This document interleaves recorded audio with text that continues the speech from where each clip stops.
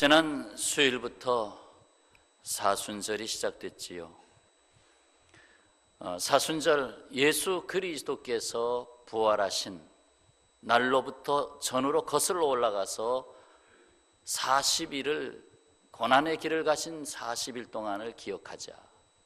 근데 주일은 주님을 즐거워하는 기쁜 날이기 때문에 주일은 제외하고, 그러다 보니까 46일 전부터 시작되는 것입니다.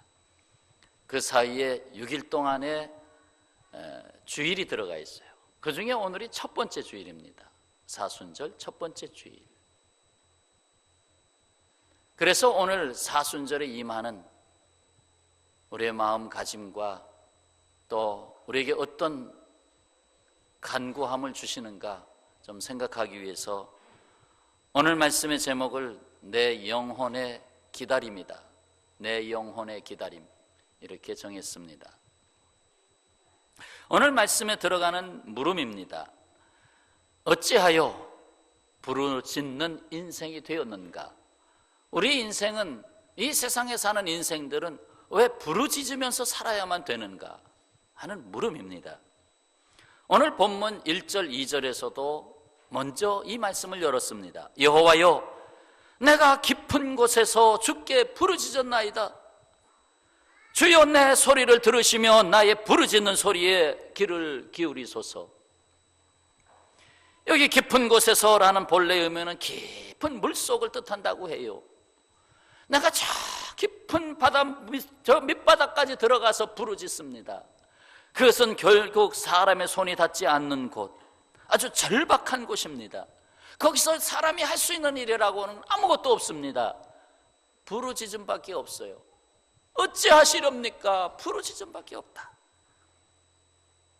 우리말 성경에는 이 성경 66권에 부르짖는다라는 단어가 나오는 것이 무려 240여 회나 나옵니다. 그만큼 부르짖는다는 말이 많이 쓰여졌다는 얘기죠. 인생에 부르짖음이 없는 곳이 없습니다. 창세기 4장 10절에 보면 바로 에덴 동산에서 첫 번째 부르짖음이 나옵니다. 내가 무엇을 하였느냐? 내 아우의 핏소리가 땅에서부터 내게 호소하느니라. 하는 이 호소한다는 히브리 말은 부르짖는다는 말의 뜻도 함께 가지고 있습니다. 형이 동생을 죽였습니다. 서로 사랑해야 되는데, 형제 사랑을 해야 되는데, 이놈의 자식이 나보다 앞서려고 그래? 이게 더 사랑을 받으려고 그래? 시기와 질투가 나고 내가 있으면 내가 발전하는데, 내가 성장하는데 어려움이 있겠다 하고 죽이죠. 결국 에덴 동산에서부터 부르짖는 소리가 하나님 앞에 들리게 됐습니다. 창세기 18장 20절에 보면 여호와께서 또 이르시되 소돔과 고모라에 대한 부르짖음이 크고 그 죄악이 심히 무거우니 하였습니다. 소돔과 고모라, 이것은 죄악된 세상의 상징과 같습니다. 거기에서 부르짖음이 너무 넘친다. 그냥 진리는 다 깨져버렸고 불의가 없어고 순리대로 살지 아니하고 영리대로 살고, 거기서 인간은 못 살겠다, 이 어둠의 세계 속에서 어떻게 살란 말인가, 여기서 자녀를 낳고 어떻게 기른단 말인가 하면서 부르짖음이 나오게 됐다. 바로 죄악 때문에, 죄가 가득한 세상 때문에 부르짖음이 나오게 됐다. 출애굽기 2장 23절에서는 여러 해 후에 애굽 왕은 죽었고 이스라엘 자손은 고된 노동으로 말미암아 탄식하며 부르짖으니 그 고된 노동으로 말미암아 부르짖는 소리가 하나님께 상달된지라. 그래서 이제 모세를 보내잖아요. 애굽 땅에서 430년 동안 그래도 살아왔는데 이 왕이 바뀌면서, 이 요셉도 알지 못하는 왕이 바뀌면서 이스라엘이 자꾸 번성하고 히브리 민족이 번성하는 것이 겁이 나니까 말살 정책을 쓰면서 남자아이를 낳으면 죽이고, 그리고 고된 노동을 시켜가지고 출산을 막는 거죠. 사람이 너무, 왜 우리나라가 이렇게 지금 인구가 안 늘어나느냐? 교육비도 문제지만 남자들이 너무 고생을 해. 너무 고생을 하니까 아이 낳을 힘이 없어. 아시나이까 여성분들, 남자가 아이를 낳게 해줘야 되는데 낳게 해줄 힘이 없다는 거예요. 밤 12시에 들어와, 너무 힘들어. 고된 노동, 고된 노역, 살기가 힘든 세상, 거기서 부르짖음이 나와요. 이렇게 살아서 뭐 한다는 말인가? 이 깊은 곳에서 무엇들이 있기 때문에 그렇게 부르짖습니까? 그 깊은 곳에 있는 것들을 한번 생각해 보세요. 다 튀어나옵니다. 수많은 수고와 근심과 걱정들, 고치기 힘든 질병들, 사람과 물질이 다 떠나고 벼랑 끝에 몰린 삶, 악하고 불의한 권력이 만든 사회의 어둠과 정의와 진실이 사라진 세상, 그리고 결코 스스로 나올 수 없는 죄악의 수렁, 그 모든 것들이 깊은 곳이고 거기서 인간은 끊임없이 부르짖고 있습니다. 그렇습니다. 이 부르짖을 수밖에 없는 세상으로 만든 주범은 다름 아닌 죄입니다. 하나님과의 관계가 깨지고 형제와의 관계가 깨지고 하는 그 모든 관계가 파괴되면서 그것이 죄지요. 그 죄가 결국은 인간이 살아가기 힘든 부르짖는 세상으로 만들었어요. 하나님이 에덴 동산을 만들었을 땐 그렇게 만들지 않았잖아요. 그런데 인간이 살아가는 세상은 부르짖음이에요. 크고 소리의 크고 작음의 차이가 있을 뿐 뭐 부르짖고 있어요. 이분은 표현 안 해도 마음속에서는 들끓고 분노와 막 가지가지 그냥 들끓는 부르짖음이 속에서 막 그 견디다 못해 정신질환이 되고.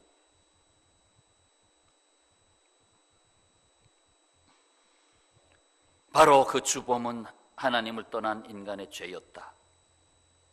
그리고 그 죄성을 완전히 버리지 못한 채 살아가는 그 속에 부르짖음이 계속되는데 바로 3절이 그걸 지적하잖아요. 여호와여, 주께서 무엇을 지켜보실 때? 죄악을 지켜보실진데 주여 누가 서리이까? 결국 여호와 하나님께서 보시는 것이 인간이 죄악된 세상 속에서 허덕이는 것을 보고 있습니다. 스스로 일어날 수 없다는 거예요. 주여 누가 서리이까? 이 세상은 이 세상의 부르짖음의 원인을 스스로 해결할 수가 없습니다. 뭐 데모도 하고 뭐도 하고 뭐도 하고 뭐 서로 큰 소리를 내고 그러지만 해결할 수가 없다 이 말입니다. 해결할 수 있었으면 예수님께서 오시지도 않았지요. 여기에 이 부르짖음을 외면하지 않으시는 사랑의 하나님이 계십니다. 사랑의 하나님. 그래서 4절에 그러나 하고 시작합니다. 사유하심이 이제 반전됐어요. 4절부터 반전됐어요. 그러나 사유하심이 주께 있으면, 사유라고 하는 것은 용서할 사자, 용서할 유자입니다. 용서하고 용서하고, 우리가 죄악으로 인하여 결국 모든 문제가 발생했는데 용서하시고 용서하시고 그것이 주께 있으므로 주를 경외하게 하려 하심이라. 결국 그 근본 문제를 해결하실 분은 하나님이시다. 그래서 시편 86편 7절 나의 환난 날에 내가 주께 부르짖으리니 주께서 내게 응답하시리이다. 인간은 결국 부르짖을 수밖에 없는 존재가 됐고 하나님은 그 부르짖음을 외면하지 아니하시고 들으시고 응답하신다고 하셨습니다. 주께서 응답하십니다. 시편 145편 19절에 그는 자기를 경외하는 자들의 소원을 이루시며 또 그들의 부르짖음을 들으사 구원하시리로다. 참으로 부르짖지도 못하는 사람들이 있어요. 아이 뭐 세상 뭐 다 그런 거지 뭐 그냥 굴러가는 대로 가. 야 가서 소주나 가져와라, 몇 병 까야 되겠다. 그냥 그렇게 살아가는 그런 부르짖음이 없는 삶에는 들어주시는 하나님 부르짖음도 없는데 들으실 수도 없잖아요. 예레미야서 33장 3절 너무 잘 아시는 말씀이에요. 너는 내게 부르짖으라. 내가 내게 응답하겠고 내가 알지 못하는 크고 비밀한 일을 너에게 보이리라고 하셨습니다. 더욱이 무엇보다도 교회가 부르짖을 때, 교회는 그리스도의 몸으로서 하나님이 이 세상을 구원하시고자 주시는 참으로 놀라운 사역을 맡기신 하나님의 조직입니다. 그런데 이 교회가 부르짖을 때, 이 세상과 우리의 삶이 너무나 지금 어려운 문제에 봉착하기 때문에 교회가 부르짖을 때 하나님은 보호자에서 일어나셔서 그 일을 처리하지 않을 수가 없어요.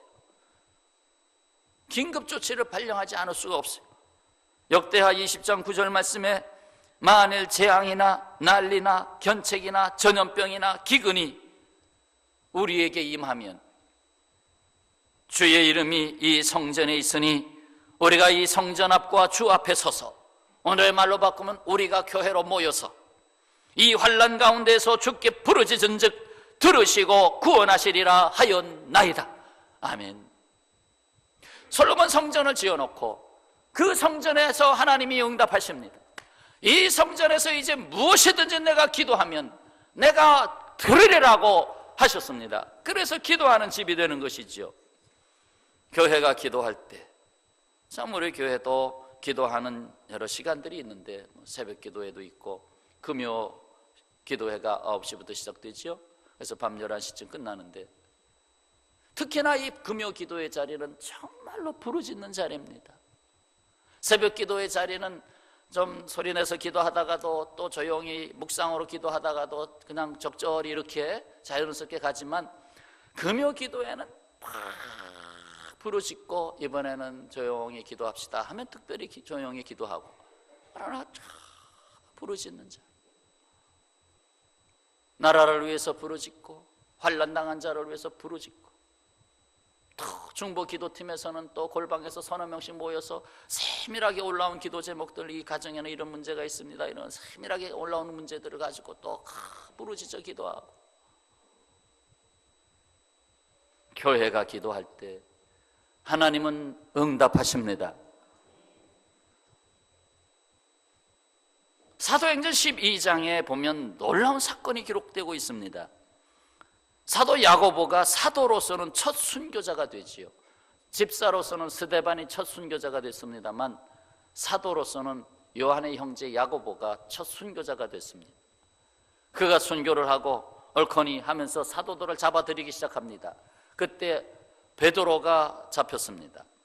옥에 갇혔어요. 쇠사슬에 묶였어요. 철문 안에 굳게 갇혔어요. 첫째, 둘째 파수가 지키고 있어요. 내일이면 그를 끌어내서 처형하려고 헤롯이 명을 내립니다. 바로 그 전날 밤에 주의 사자가 나타났습니다. 모든 쇠사슬이 풀렸습니다. 옥문이 열렸습니다. 첫째 파수, 둘째 파수의 눈을 가렸습니다. 베드로는 빠져나왔습니다. 이게 뭔지, 뭐에 홀린 것 같고 나와서 정신을 번쩍 듭니다. 이게 뭐야? 그리고는 그가 어디로 직행했느냐? 마가 요한의 어머니 마리아의 집에 당도합니다. 교인들이 함께 모여 기도하는 것을 보게 됐습니다. 바로 이 장면을 성경은 이렇게 기록합니다. 사도행전 12장 5절에 이에 베드로는 옥에 갇혔고 교회는 그를 위하여 간절히 하나님께 기도하더라. 교회는 그를 위하여 기도하더라. 또 12장 12절에 깨닫고, 이제 풀려나서 깨닫고 마가라 하는 요한의 어머니 마리아의 집에 가니 여러 사람이 거기에서 모여 기도하고 있더라. 이게 그냥 일어난 문제가 아니었구나. 교회가 기도할 때 쇠사슬이 풀어졌구나. 교회가 기도할 때 닫힌 문이 열렸구나 하는 것을 말씀하고 있습니다. 그래서 교회 기도 제목 내는 거 소중히 여기셔야 됩니다. 하는, 이거 기도 제목입니다. 이거 중보 기도팀에도 해주고, 그럼 더 넓게 공개할 거 공개 여부도 체크하게 돼 있잖아요. 공개하면 뭐 새벽 기도, 금요 기도 다 공개해서 기도할.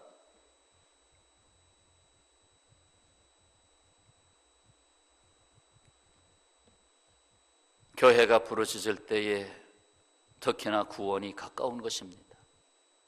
나라의 문제, 사회의 문제, 사실 이런 것도 교회가 간절히 기도해야 됩니다. 그런데 무뎌졌어요. 그게 큰일입니다. 일어나는 문제에 대해서 교회가 심각하게 여기고 부르짖어 기도해야 되는데 놓칠 때가 많다는 거죠. 그렇다면 하나님은 이 부르짖는 세상의 소리를 듣고 찬송하는 세상으로 바꾸기 위해서 무엇을 담보해야만 했습니다. 우리가 정말 극한 상황에 걸리면 집을 담보해서 돈을 뽑아가지고 해결해 보려고 하잖아요. 만약에 내가 일을 해결하지 못하면 그 담보 건 거는 날아가는 거예요. 우리의 인생을 위해서 담보할 분이 필요한데 누구냐? 바로 예수 그리스도라 이 말입니다. 예수님이 우리의 모든 짐을 다 대신 지시고 나의 생명을 대신 담보하시면서 대신 죽으셨습니다. 부르짖음의 인생의 엄청난 부르짖음의 대가를 예수님이 다 지고 가셨습니다. 그래서 아까 교동문에 첫 말이 나오잖아. 나의 하나님 나의 하나님 어찌하여 나를 버리시나이까. 엘리 엘리 라마 사막다니. 그 부르짖음은 모든 인생의 부르짖음을 요약해서 지고 가시는 것입니다. 나를 왜 버리시나이까. 하나님은 독생자 예수 그리스도를 통해서 바로 그 이름으로 우리가 살고 그 이름으로 다시 일어나게 하기 위해서 예수 그리스도 그분이 십자가의 길을 가시고 고난의 길을 가신 것입니다. 외로움의 길을 가신 것입니다. 누가 대신 질 수 없는 홀로 지고 가신 길을 가신 것입니다. 사랑하는 여러분, 그렇다면 우리는 무엇을 기다리고 있습니까? 여러분은 무엇을 기다리는 삶을 살고 있습니까? 기다림은 결국 내가 무엇이 되고 싶다, 무엇을 이루고 싶다라는 소원도 담겨 있지 않습니까? 2014년에 무엇을 기다리고 계십니까? 이 세상의 기다림은 오히려 낙심과 슬픔을 가져오곤 합니다. 기다렸더니 도리어 낙심스러운 일이 벌어졌어요. 될 듯하면서도 오히려 더 슬픔이 왔어요. 이 세상의 기다림은 오히려 오판과 실패와 두려움을 가져왔습니다. 이 세상의 기다림은 병듦과 쇠함과 늙음과 외로움을 가져왔습니다. 인생 자꾸 살고 살다 60대, 70대, 80대로 가면 갈수록 점점점 늙어짐과 외로움이 옵니다. 병듦이 옵니다. 내 인생의 기다림이 결국 병듦으로 가는 것인가? 목사니까 수없이 교인들의 상황이 들어오잖아요. 누가 지금 병원에 입원했어요. 누가 그 진단을 받았는데 암이 발생했어요. 누가 뭐 허리가 고장 났어요. 뭐 했어요. 계속 들어옵니다. 그리고 이 세상의 기다림은 죽음과 이별을 가져옵니다. 결국 기다렸더니 죽음이 왔더라. 결국 기다렸더니 이별이 되었더라. 그러하기에 여기 인생의 부르짖음이 있는 것입니다. 인생의 부르짖음이 떠날 수가 없습니다. 여기 블로그에 올린 한 가정의 실제적인 이야기를 좀 들어보시겠습니다. 그러면서 내 인생을 거기다 한번 대입시켜 보세요. 자, 시작해 봅니다. 내 것이 아닙니다. 한때는 이 아름다운 집이 제 가장 큰 자랑이었습니다. 심혈을 기울여 꾸민 아름다운 집입니다. 잡지에 여러 번 나왔다고 내심 자랑스러워했던 우리 집입니다. 잡지에 여러 번 나왔대요. 행여나 때가 탈까 혹여나 먼지 탈까 닦고 쓸고 했던 우리 집. 그 다음 장면 나올 때까지 계속 띄워두세요. 하지만 남편이 아프고 보니 제가 있을 곳은 궁궐 같은 우리 집이 아니라 몇 평 안 되는 병실이더군요. 피곤한 내 한 몸 누일 곳은 푹신하고 안락한 라텍스 침대가 아니라 딱딱하고 좁은 보조 침상이더군요. 남편이 입원하고 나니까 내 거라 믿었던 남편과 공동 명의로 되어 있던 자랑스럽던 내 집도 알고 보니 제 것이 아니었습니다. 바라만 봐도 뿌듯했던 참으로 고운 접시들, 참으로 이쁜 그릇들, 난 왜 이렇게 꽂히는 게 많지? 꽂혔습니다. 왜 이렇게 꽂히는 게 많지? 남들은 그릇이면 그릇, 가구면 가구, 옷이면 옷 하나만 꽂힌다는데 난 왜 이 모든 것들을 다 갖고 싶지라며 투덜대며 만들었던 내 못 말리는 그릇사랑, 수많은 이쁜 그릇들도 남편과 함께하는 병실에서는 아무 소용이 없더이다. 제가 황량한 병실에서 쓸 수 있는 건 보잘것없는 플라스틱 접시와 종이컵뿐이더군요. 15자 붙방이 작게 15자 붙방이 작은 집이 아니네요. 15자 붙박이장에 가득한 수많은 옷들과 제가 사랑에 마지 않던 명품 백들, 이 또한 제 것이 아니었습니다. 남편과 함께하는 병실에선 편한 추리닝과 레깅스가 뭔지 모르겠어요. 레깅스가 뭐예요? 딱 붙는 바지, 쫄바지. 레깅스면 조카더이다. 귀히 여기던 명품백도 필요 없더이다. 뭐 그냥 쇼핑백 하나 들고 병원 가면 되니까. 어디 그뿐인가요? 20년 넘게 나의 자랑이었던 나를 빛나게 해준다고, 나를 완벽하게 해준다고 믿었던 내 남편도 제 것이 아니었습니다. 내 것이 아닙니다. 우리 사랑하는 아내, 내 것이 당신 것 아니오? 의사들은 말합니다. 마음의 준비를 하라고. 이 또한 내 것이 아니라고. 이젠 압니다. 내 분신, 내 생명, 내 사랑하는 아이들조차 제 것이 아니라는 것을요. 이 아이들 또한 그분이 내게 잠시 맡기셨던 선물임을 제가 잊고 있었네요. 이와 같은 이유로 근심, 염려 또한 제 것이 아닙니다. 적혈구 수치가 모자라 수혈을 해도, 의사가 제 아무리 무서운 말을 해도 그것은 내 것이 아닙니다. 내 아버지의 것입니다. 하나님의 것이란 말이죠. 너희 염려를 다 주께 맡기라. 이는 그가 너희를 돌보심이라 인용했고, 근심, 염려는 다 주께 맡기고, 제 남편 또한 주께 맡기고, 저는 이 밤 또 기다립니다. 이제 침상 옆에서 매일 밤 기도하며 기다린다. 사실 여기서의 기다림은 소생하기를 기다렸습니다. 폐암 사기, 말기, 폐암 말기. 내 것 좀 줄여서 중약을 하고 내 것이 아닌 걸 내 것인 양 소유하며 자랑하며 욕심내었던 제 무지를, 제 교만을, 제 과거를 회개하며 눈물로 기도합니다. 그리고 남편은 세상을 떠났어요. 그 다음 내용이 올라와 있어요. 한 4-5편이 올라와 있는데 섞어서 조금 말씀드릴게요. 폐암으로 남편을 보낸 후 이런 글이 올라왔습니다. 참 여러 가지 장례식 전에 조그만 방을 얻었는데 너무나 남편이 해놓고 간 일이 많아가지고 제일 삼성 장례식장에서 제일 큰 방을 빌려서 할 정도로 많은 손님들이 와서 격려했다, 위로했다. 남편이 남기고 간 것이 너무 많다라는 그런 얘기, 그건 다 생략하고, 이제 저는 알아요. 이 땅은 잠시 잠깐이요, 그 후에는 영원한 천국이 있다는 것을요. 이 땅에서는 사랑하는 아이들과 함께 할 수 있어서 좋고, 죽어서 천국 가면 내가 내 목숨만큼 사랑했던 남편을 볼 수 있으니 전 사나 죽으나 행복한 여자랍니다. 남편의 죽음은 제게 참으로 많은 귀한 선물을 주었습니다. 전 세상에서 제일 무서운 죽음마저도 두렵지 않은 세상에서 가장 행복한 여자입니다.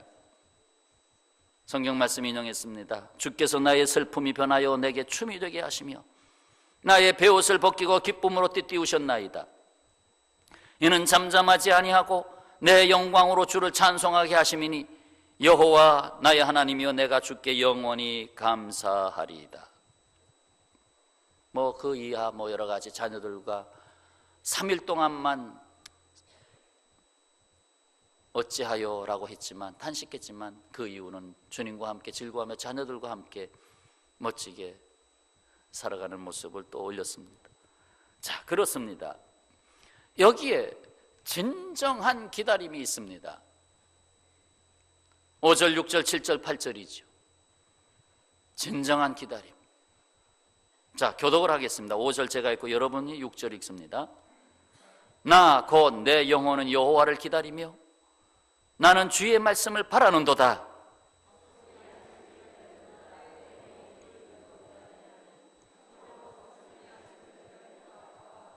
이스라엘아 여호와를 바랄지어다. 여호와께서는 인자하심과 풍성한 속량이 있음이라. 아멘. 내 영혼이 말씀하시는 여호와 하나님을 기다립니다. 파수꾼이 왜 있습니까? 어둠의 권세를 막기 위해서 있습니다. 밤을 지켰던 파수꾼이 가장 바라는 것은 새벽 밝아오는 아침입니다. 어둠이 물러가고, 이제 나에게 쉼이 왔다, 이제는 나에게 자유가 왔다. 그래서 아침을 기다립니다. 파수꾼이 필요하다는 것은 거기에 악한 어둠의 세력이 많이 있다는 것을 말합니다. 바로 그와 같은 세상에서 아침을 기다리는 그 소원처럼 여기서 이보다 더 기다리는 것이 있는데 무엇이라고 했습니까? 바로 내 영혼이 주님을 기다립니다 하는 거예요. 그것이 파수꾼이 아침을 기다린 것보다 더한 것이다. 내가 여호와 하나님을 기다립니다. 거기에는 하나님의 인자하심과 풍성한 속량이 있기 때문에 그렇습니다. 하나님의 인자하심, 하나님의 속량하심, 내가 잘못했을 땐 용서하심, 나에게 날마다 인자하신 하나님으로 다가와서 나에게 그 사랑을 베푸심. 사순절, 우리는 주님의 이 같은 은혜를 더욱 사모합니다. 부르짖을 수밖에 없는 이 세상의 삶에서 찬송할 수 있는 삶으로 바꿔주시는, 내 인생을 대신 담보하신 예수 그리스도 이름으로 살아갈 수 있는 그 은혜를 우리는 이 사순절 기간 동안에 깊이 생각해야 합니다. 내가 과연 이 세상을 살면서 나는 무엇을 기다리고 있는가? 부귀 영화입니까? 내일은 돈을 더 많이 벌어야지. 많이 버세요. 주일 많이 하세요. 그러나 그것이 여러분에게 진정한 만족은 주지 않을 겁니다. 더 높은 지위, 더 놀라운 권세 기다립니까? 그러나 그것이 올라간 다음에 생각하겠지만 그것이 나에게 만족을 주지는 않습니다. 진정한 기다림이 무엇입니까? 내 영혼의 기다림. 이 세상에서 기다릴 수 없는 것이 바로 우리 주님께 있습니다. 주님께 있어요. 이 세상은 지나가는 세상이지만 주님은 우리에게 항상 다가오는 세상입니다. 지나가는 세상. 저도요, 경로석에 앉으면 일어나라는 사람 없습니다. 근데 앉질 않죠. 내가 아직 50대인데 왜 앉습니까? 그러면 놀라시는 분이 몇 분 계세요. 목사님 70대 아니에요? 저 솔직하게 말합니다. 50대입니다. 아직은 50대입니다. 그런데 경로석에 앉으면 일어나는 사람 없어요. 왜? 70으로 보니까. 세월은 빠르게 갑니다. 오늘 아침에도 아침을 먹고 나오는데 못 먹고 나오는 바람에 그냥 아내가 도시락을 싸가지고 와서 그래 아침을 먹었습니다. 물론 김밥이 1부 찬양, 2부 찬양 되면서 김밥이 제공되지만 얼마나 저를 사랑하는지 아내가 김밥 먹지 말라는 거야. 김밥 먹으면 그 김밥엔 소금과 설탕이 많이 들어가 있기 때문에 먹지 말라는 거야. 그래가지고 그냥 그것도 못 먹고, 그래서 늘 집에서 해주는 것만 먹어야 되잖아요. 근데 아침을 못 먹었어요. 아침에 1시간 전에 일어나는 거 가지고는 안 되더라고요. 주일날 1시간 반 전에는 일어나야, 7시 예배에 올라오면 5시 반에는 일어나야 되더라고요. 근데 6시에 일어나면 아침을 못 먹겠더라고요. 그래서 아침 먹으라고, 식사하시라고 식탁에 다 차려놨어요. 여보 식사하세요. 시간을 보니까 교회 갈 시간이에요. 안 돼, 못 먹어. 아내가 하는 말이, 참으로 주일 아침 시간은 어떻게 이렇게 빨리 가는지, 날아간다고. 주일 아침 시간은 날아가는 시간이에요. 확 정신없이 날아가는 시간. 어찌 그뿐이겠습니까? 우리의 인생이 그렇게 빠르게 지나가더라고요. 청춘을 자랑하지 마세요. 저도 엊그제 청춘이었습니다. 그러나 날아가더라고요. 날아가는 인생이요. 이 세상의 기다림은 늙어짐과 결국 마지막에는 다 자녀들 다 떠나고 마지막에는 양로원에 가서 외로움이 기다리고, 그 인생이요. 어쩔 수 없이 이 세상이 가는 길이요. 따라서 하십시오. 이 세상은 지나가는 세상이지만 주님은 우리에게 항상 다가오는 세상이다. 다가오는 세상. 주님은 영원하시잖아요. 끝이 없잖아요. 그러니까 항상 다가오는 세상. 내가 주님을 바라면 내 인생은 항상 주님께로부터 다가오는 세상, 할렐루야, 다가오는 세상으로 사는 거예요. 그래서 근심 걱정 뒤로 던져버리고 다가오는 세상으로, 그러다가 그날에는 영원한 천국으로 가는 거 아니에요? 아까 그 어느 가정의 이야기, 여보 당신 천국에서 나와 함께 나 사랑의 이야기 하다가 놓칠 게 같아. 지금 하나님이 시킨 일 있잖아, 그거 해 하면서 그런 얘기도 나와요. 빨리빨리 하나님 시킨 일을 하라고. 천국에서도 뭐 시키는 일이 있는지 그거 하라고.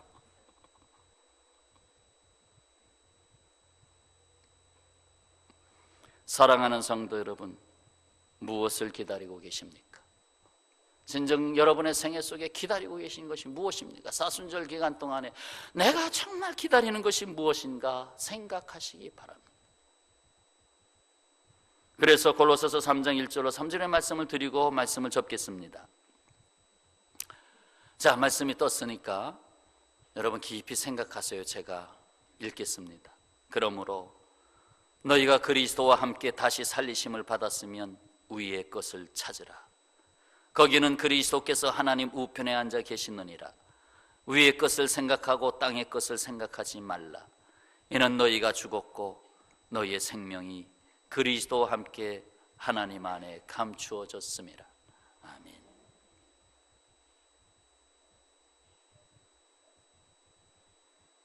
저도 엊그제 이사를 했습니다. 잠깐 덧붙여서 얘기하면 이사할 때마다 버릴 게 많이 나오더라고요. 다 못 버렸습니다. 그런데 천국 간다고 생각해봐요. 100% 버리고 갑니다. 오직 수의 하나 걸치고, 주머니 없는 수의 하나 걸치고 천국 갑니다.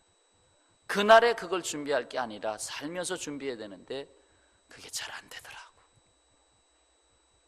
그러나 나이가 자꾸 들어가면서 짐을 정리하고 싶더라고요. 그래서 애들 빨리 시집가라고 기도하고 있어요. 이 애들이 갖고 있는 짐이 보통이 아니에요. 옷하고 신발들 빼기며 이게 보통이 아니에요. 그래서 빨리 시집가서 비워야 되겠다. 뭐 애들 앨범도 있죠. 초등학교 때 그려놓은 스케치북도 이만큼 모아놨어요. 버리지 않고. 자신의 역사니까 스케치북도 이만큼 모아놨어요. 사진 앨범은 이만큼 있어. 어떻게 하면 저 짐들을 다 비울까? 인생의 모든 문제, 인생의 모든 짐을 지고 가신 주님을 바라봅니다. 우리의 영원한 기다림은 바로 우리의 주님이십니다. 기도하겠습니다.